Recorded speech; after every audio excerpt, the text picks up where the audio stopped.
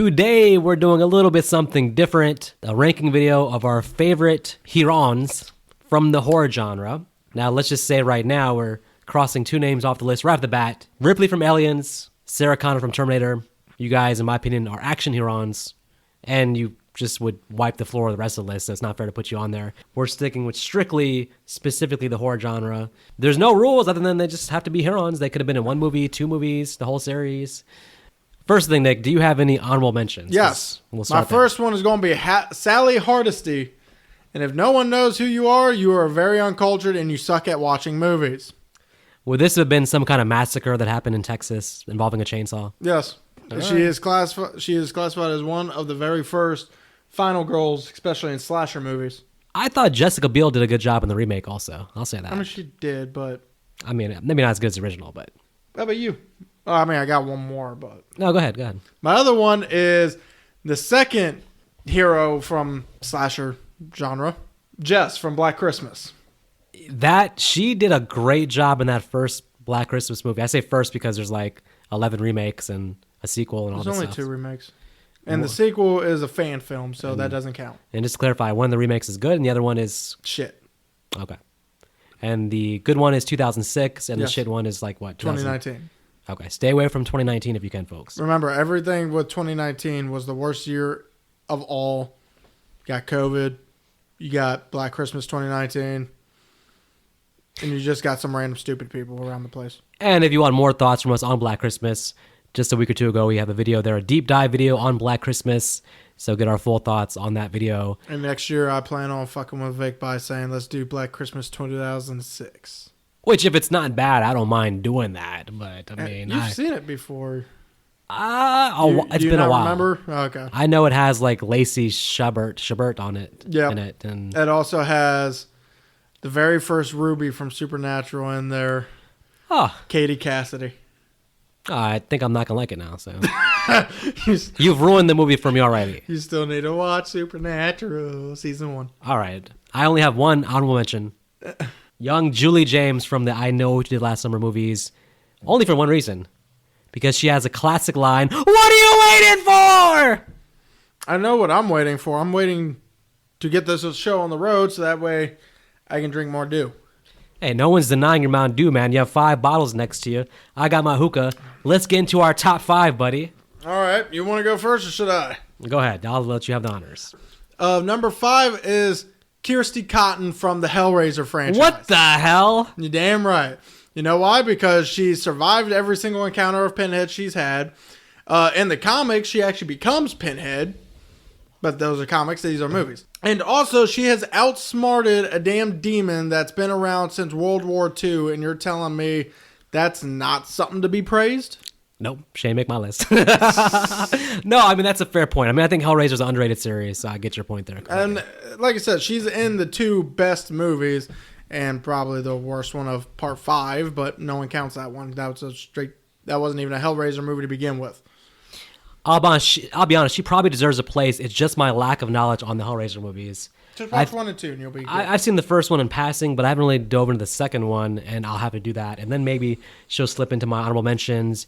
If she can upseat and bypass and take over, what are you waiting for? Julie James. No one can take over that. I mean, what's the capital of Brazil? I mean, who knows, right? So Brasilia. That was what. Hey, that would have got the right answer on that radio station, and still would have got her a trip to Rio, wherever she went. My top 5. Well, my 5 is one also that you'll have the same response because you mentioned that you haven't really done a deep dive on this, but it is Kyle from Child's Play 2. See, I have no idea because I never watched Child's Play. I only watched the first one, and that was it. So it's a similar position as how I am with Hellraiser, where I'll say she's a very strong female character in Child's Play 2, and then she's actually in the Chucky TV show now too, actually, believe it or not.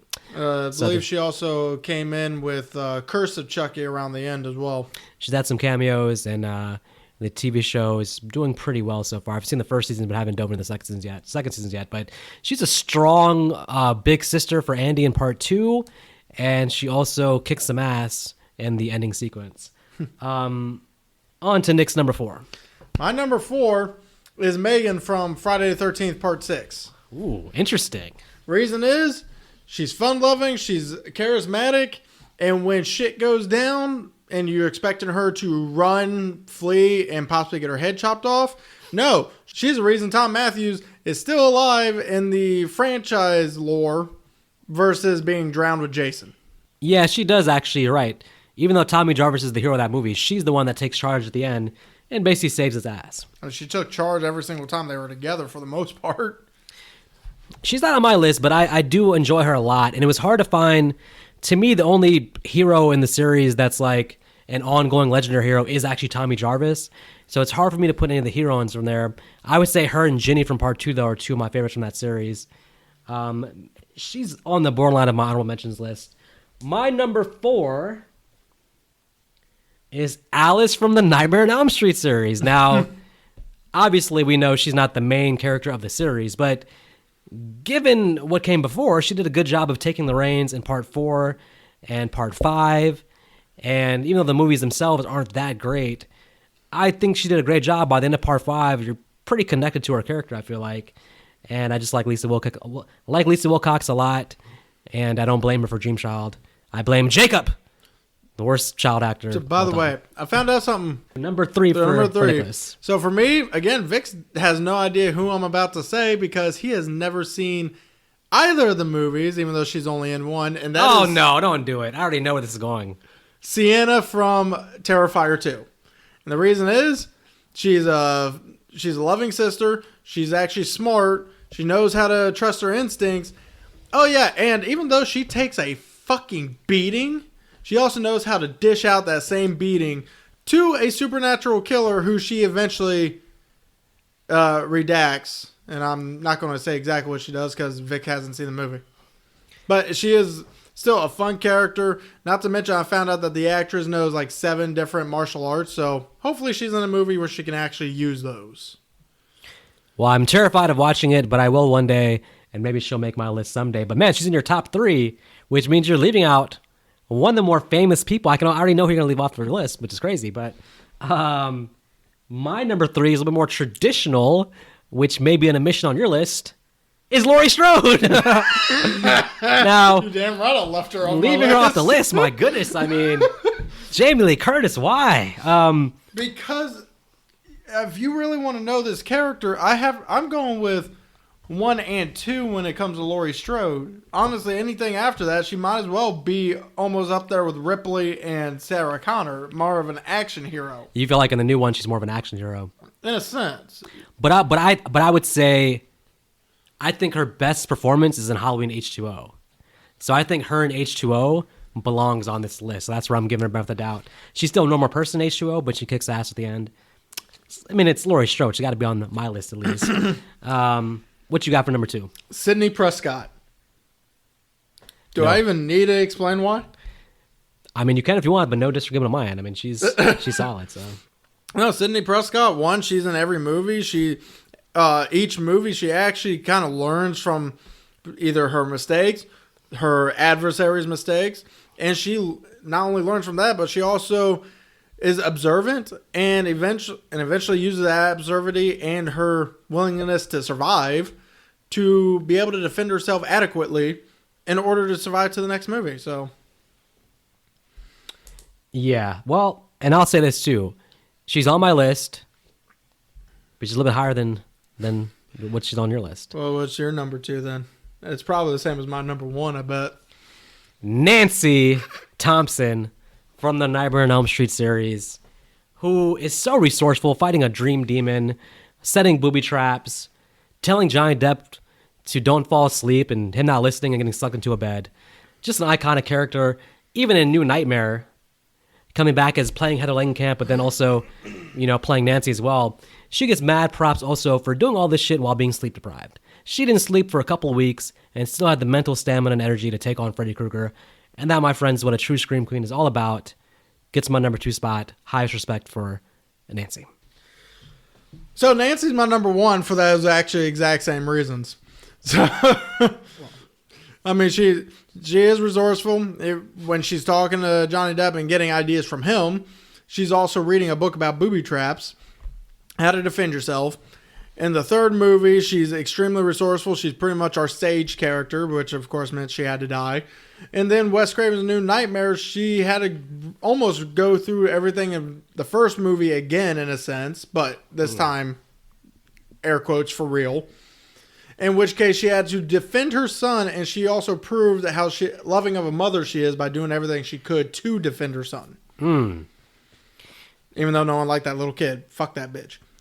Before we go into number one, would you like to see them bring back Heather Langenkamp for like some kind of legacy sequel? I feel like they already kind of did that with New Nightmare. Yeah, no. I don't think it'd be the same thing if you bring her back now. No. I will say this, mad props to Heather Langenkamp for the Midnight Club TV series on Netflix. It's a shame we're not getting a second season because something tells me the second season was going to be balls to the wall, especially with her character, finding out she's, show's not coming out anymore, so finding out she's one of the villains. So that would have been interesting. Spoiler alert! Hey, go fuck yourself. There was no Damn season it, man. 2, so now it doesn't matter. I didn't watch season 1. Damn it. There's not going to be a season 2, so it don't matter. Damn it, man. Okay. My number 1 is your number 2, Sydney Prescott. The reason why I gave Sydney the edge over Nancy is very simple. She's the only one here who didn't get killed by... Well, I mean, technically, I guess Alice and Kyle were both survivors also, but Sydney Prescott, having survived over 5 movies, where in every movie she's basically targeted by the killer for the most part, having interactions with the killer in all 5 movies. I mean, look, Laurie Strode, killed in Resurrection. Nancy, killed in Nightmare 3. Sydney, still kicking Ghostface's ass in every movie. I gotta go with her number 1 until Ghostface kills her, which probably is not gonna happen at this point. Nope. She's no longer in the series. She'll be back eventually. Maybe when they find out Scream 6, watch Scream 6 go bad. But then again, it also takes place in New York, so New York's where movies go to die. What can go wrong with Ghostface Takes Manhattan? So so no Sydney, which is going to be kind of a bummer. But at the same time, what else can you do with her character? Ortega. We got Jenna Ortega. Courtney Cox. And... what's her face?